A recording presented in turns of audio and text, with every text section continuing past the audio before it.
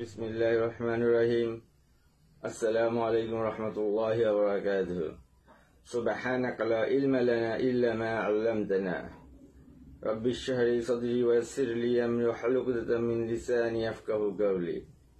Rabbi अदखिलनी मुदखला सिद्क़ी व अख़रिजनी मख़रज सिद्क़ी वजअलनी मिन लदुनका सुल्तानुन नसीरा। প্রিয় দেশবাসী, আল্লাহর কাছে দোয়া করি ধনী গরিব সবাইকে যেন আল্লাহ নেক হায়াত দিয়ে সুস্থ রাখেন, সকল বালা মুসিবত দূর করে দেন। বাংলাদেশের উপর যদি কোনো বহিরা রাষ্ট্রের কুদৃষ্টি পড়ে, ওই দৃষ্টিকে আল্লাহ ধ্বংস করে দিন। আমি আজকে কিছু কথা বলি, সবসময় বলি, আজকে অল্পতে বলবো ইনশাল্লাহ। বেশি কথা বলতে মন চায় না, কারণ আমি তো বলবো আওয়ামী লীগ নিয়ে। আমি আওয়ামী লীগের ছোট একটা কর্মী, কিন্তু আমি এতটা বছর আওয়ামী লীগ করলাম, আর এই শিক্ষাটা সর্বশেষে পাইলাম আমার ফাইনাল পরীক্ষা আর কি। এর আগে টেস্ট দিছি, হ্যাঁ পি টেস্ট দিছি, বাট ফাইনাল দিচ্ছি। যেসব আওয়ামী লীগের নেতারা, সিনিয়র নেতারা যারা দেশ ছেড়ে পালিয়ে গেছেন, একবার চিন্তা করেন নাই তৃণমূলের নেতাকর্মীদের অবস্থা কি হবে। তারা তো হাজার হাজার লক্ষ হাজার কোটি টাকা এই দেশের সম্পদ লুট করে নিয়ে গেছেন। তারা এক কাজ করেন, ওই টাকা দিয়ে স্বর্ণের চুড়ি বানান অনেকগুলো, আর ওই সব নেতারা সব হাতে চুড়ি পইরা হিজলা হইয়া যান। হাতে চুড়ি পইরা সুন্দর করে বসে বসে হাতে তালি দিয়ে দিয়ে টাকা তোলেন। আপনাদের মতো নির্লজ্জ বেহায়া, আপনাদের মতো লম্পট লুচ্চা বাংলার জমিনে আর দ্বিতীয়টা মনে হয় হবে না। যারা আওয়ামী লীগের চেতনা বলে, মুক্তিযুদ্ধের চেতনা বলে অনেক কথা বলেন, তারা দেশপ্রেমের কথা বলে, আল্লাহর কসম আমি মনে করি, আমি এটাই সত্য, কোন নেতা বাংলাদেশকে ভালোবাসে না, বাংলাদেশের মানুষকে ভালোবাসে না। তারা চিনছে টাকা আর ক্ষমতা। এখন টাকার ক্ষমতা, তারা বিদেশি থাক। আগামী নির্বাচনে যদি সরকার অনুমতি দেয় যে আওয়ামী লীগ নির্বাচন করতে পারবে, তাহলে করবে। আওয়ামী লীগের নমিনেশন কে দিবে? নেত্রী দিবে, দেখ। কিন্তু নমিনেশন আর যাবে না যারা সাবেক এমপি ছিল। কোন এমপির পোলা এমপি হবে না, কোন মন্ত্রীর পোলা মন্ত্রী হবে না। যোগ্যতার ভিত্তিতে তৃণমূল থেকে আগামী নির্বাচনে নৌকা প্রতীকে নির্বাচন করতে হলে তৃণমূল থেকে দিবেন।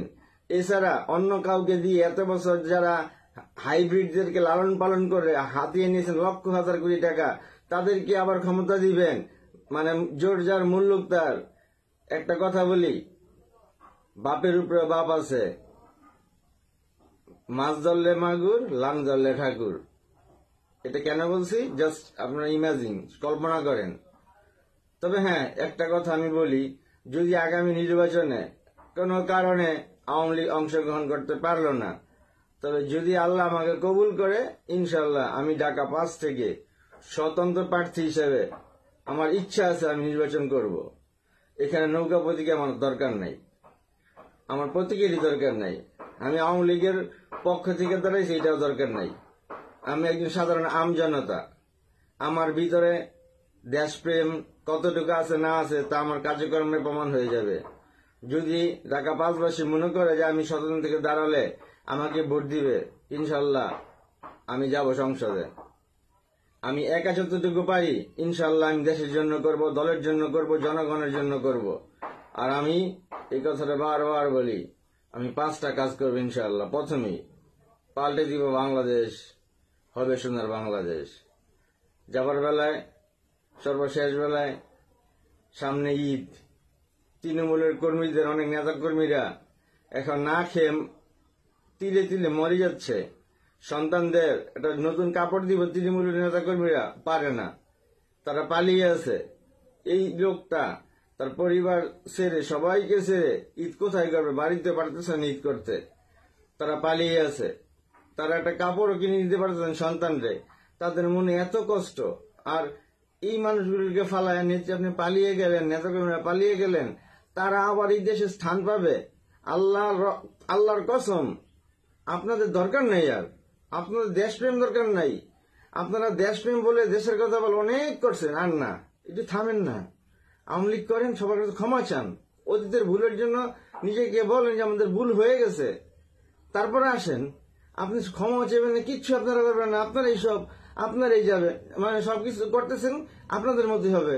আপনাদের ভুল, অনেক ভুল, এত ভুল যে জানতাম না, বর্তমানে যে জানাচ্ছি আমরা জানতেছি। আমরা তৃণমূল কর্মীরা আমাদের অপরাধ কি? আমরা তো আপনাদের কাছে চাঁদাবাজি টেন্ডারবাজি করি নাই, আপনারা আমাদেরকে টাকা দেন নাই, বরং আমাদের টাকা নিয়ে আপনারা খাইছেন। আপনারা হাইব্রিডদের কোলে বসায় রাখছেন, তৃণমূলকে দূরে সরাই রাখছেন। আমি সবার কাছে, বাংলা জনগণের কাছে, আমি ব্যক্তিগতভাবে আওয়ামী লীগের করতেছি। আমার ভুল ত্রুটি হলে সারা বাংলার প্রত্যেকটা দল আমাকে ক্ষমা করে দিবেন।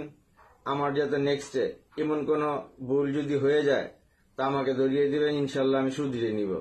তবে হ্যাঁ, আগামী নির্বাচনে আওয়ামী লীগ অংশগ্রহণ না করলে আমি ইনশাল্লাহ স্বতন্ত্র থেকে ঢাকা 5 আসনে নির্বাচন করব। জনগণ যদি মনে করে আমি যোগ্য, আমি পারবো, ইনশাল্লাহ আমি সত্যিই পারবো। কারণ ইন্নামা আল উসরি উসরা, নিশ্চয় দুঃখের পরে সুখ আসে। আমার জীবনে যা কষ্টের দিনগুলো জেলখানায় কাটছে তা আমার সারা জীবনের জন্য শিক্ষা হয়ে গেছে। যে শিক্ষাটা কোনো বিশ্ববিদ্যালয় থেকে আমি পাই নাই, না ঢাকা বিশ্ববিদ্যালয়, না হার্ভার্ড, না স্ট্যামফোর্ড, কোথাও থেকে না। যা বাস্তব শিক্ষা পেয়েছি আমি জেলখানাতে।